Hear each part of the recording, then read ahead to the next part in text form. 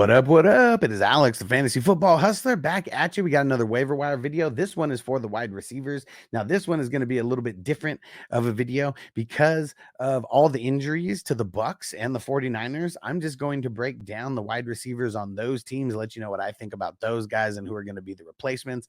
Week 8, it is really ugly, and we got no teams on bye as well. So that's a reason why we might not be as desperate to pick up free agents, but we should still be looking. Got to make moves weekly. Now, Jauan Jennings, he is the lowest hanging fruit. That is for sure. We already saw him ball out in a couple games, at least hit double-digit points in a handful throughout the season. This is the one that everybody's going to be going after for sure. He's 31% rostered. Now, the thing is, he got hurt. Shanahan said there is an outside shot of him playing in week 8, but this is something we really have to monitor coming down to the wire.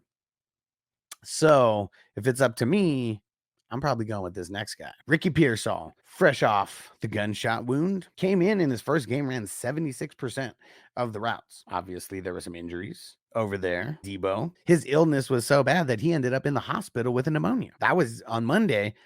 If you're in the doctors on Monday for a pneumonia, I highly doubt that he's going to be playing on Sunday. So I would just assume that it's going to be Ricky and Jauan Jennings who are going to be like the main guys out there as wide receivers. And if Jauan Jennings can't play, that's going to mean a lot more for Ricky Pearsall. It's not amazing. It's more like I need someone really desperately if you're actually like picking him up to start him. But it would be more of a stash. We already know Ayuk is done data. We're not exactly sure what Debo's status is going to be, but after week 8, they got the bye. So I would assume that Debo would be okay in week 10 or moving forward after that. But we have no idea. So you got to be paying attention. Make sure you hit subscribe. Make sure you're here for the live streams because I break down all types of information outside of these little quick hitter videos. Now to the Bucks. Mike Evans, we know he left with a hamstring injury. Not exactly sure his status as of right now, but anybody who saw that, he looked like he was in an insane amount of pain. I would just assume that he's not playing this next week, but we got to monitor because these guys are freaks of nature, so we don't know. Chris Godwin. Dude sucks, man. Literally having a career year. We don't know his full status, but everything that we are hearing makes it seem like he is done for the year. Carted off the field. They had him in one of those air casts. Not looking good. Now we have to look at the potential 3 replacements. Make sure you watch the tight end video as well. Sterling Shepard, I would say, is my least favorite out of all of these guys. He's 1% rostered. You see here, he's never cracked double-digit points. When you got Mike Evans and Chris Godwin playing, that should be normal. As of now, he has been running about 22% out of the slot. And I think out of these 3 guys who we're going to mention here, I feel like he is going to be the guy who's going to get the higher percentage of slot snaps. He has been getting more slot snaps than them, but it's been a very, very close split between the 3. And just for context, Chris Godwin was running out of the slot 57% of the time. So that's a lot of snaps that are going to be there for a slot receiver. And Sterling Shepard, he would be the guy. I'm not saying he's going to play the Chris Godwin role, but I'm saying that he is going to get more slot snaps than these other 2 guys that I mentioned right now. That being said, Sterling Shepard is my least favorite of the 3 to actually go after. Trey Palmer is the next guy here. Probably going to be a little bit more of a deep threat, I would say. He ran 72% of the snaps in this past week.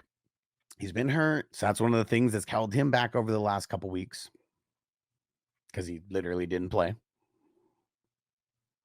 I like him a tiny bit more than Sterling Shepard. I just think the upside is a little bit higher. He's been playing less snaps than the other 2 guys I'm mentioning here throughout the season, but a lot of it had to do because he was hurt, things like that. 21% of his total snaps have been coming out of the slot. I like the fact that all of these guys are probably going to get moved into the slot here and there. And that's one reason why I like all 3 of them. And you have to make the choice on what you guys think. Because even if you pick up 2 of these guys, it might be worth it because we don't necessarily know who's really going to boom. But I know they got Atlanta. And I know last time they played Atlanta, it was a shootout and there was a lot of throwing. So I can assume a lot of throwing is going to happen in this game this week. All right. And last wide receiver amongst these 3 that we're talking about from Tampa, but I got one more for you after this, so don't leave yet. It's my favorite one out of everybody. and he's not on Tampa. Jalen McMillian, this is the guy that I'm putting my claim on right here. I think that this is going to be the guy who is going to replace Mike Evans if Evans doesn't play, at least in like the type of way that they use him. It might not be good if he's covered by AJ Terrell in this game. So that is one thing that we have to worry about. But the amount of snaps that he's going to be running here, and he did play out of the slot as well, about 20% of the time.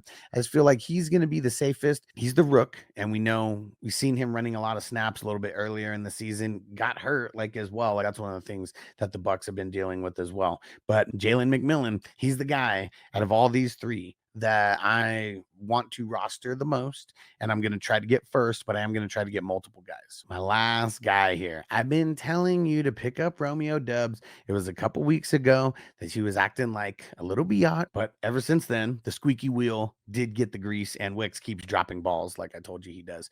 22 points 2 weeks ago. 17 points this past week and 10 targets this past week. We love it. They got the Jacksonville Jaguars coming up in week 8. If he is available, you better go pick him up. Pick him up! Because he should not be available. And I know he did get mass dropped after a couple bad weeks and then the bullshit where he got suspended. So pick him up because a lot of people have already forgot about him and they're already done with him. All righty, and there you have it. There are the wide receivers that you need to be picking up this week. Got to be paying attention to injury reports about Jauan Jennings. Hit that subscribe button. I go live all the time. I answer more one-on-one questions than anybody in the fantasy industry when we're talking about like YouTube live streams. So make sure that you guys are there on a regular basis because we're always dropping the heat. And I got all the other waiver wire videos as well. You'll see those popping up right now. So go ahead and click on one of them because one of these guys might be the pickup that helps you win a championship. And that's our goal. Let's go get it.